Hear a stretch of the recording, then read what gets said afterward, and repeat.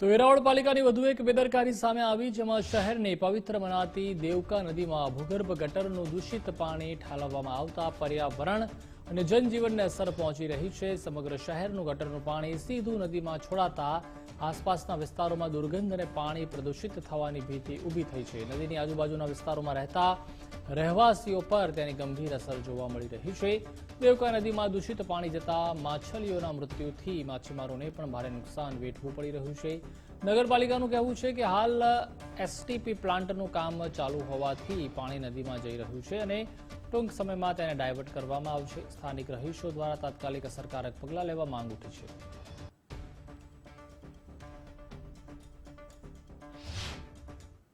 એના ભૂગર્ભ ગટરના પાણી એ સીધા હાલ અત્યારે દેવકા નદીની અંદર ઠલવાતા હોય તેવા પણ દ્રશ્ય આપની સમક્ષ હું આપીશ તમને, કે જે નજરે દેખાઈ આવે છે કે કાયદેસર નદીની અંદર દૂષિત પાણી ઠલવવામાં આવતું હોય જીડીસી દ્વારા।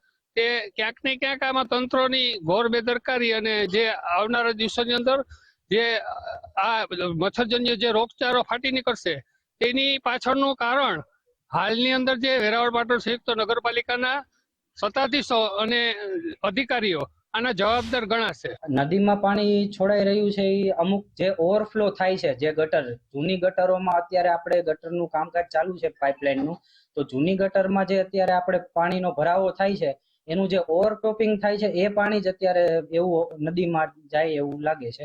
પરંતુ જ્યારે આ આપણે એસટીપી નો પ્રોજેક્ટ પૂરો થાય એટલે પછી આ સમસ્યા નહીં રહે। ઓવરફ્લો થઈને જે 10% પાણી જે નદીમાં જાય છે એની પણ વૈકલ્પિક વ્યવસ્થા આવનારા ભવિષ્યમાં કરી દેવામાં આવશે।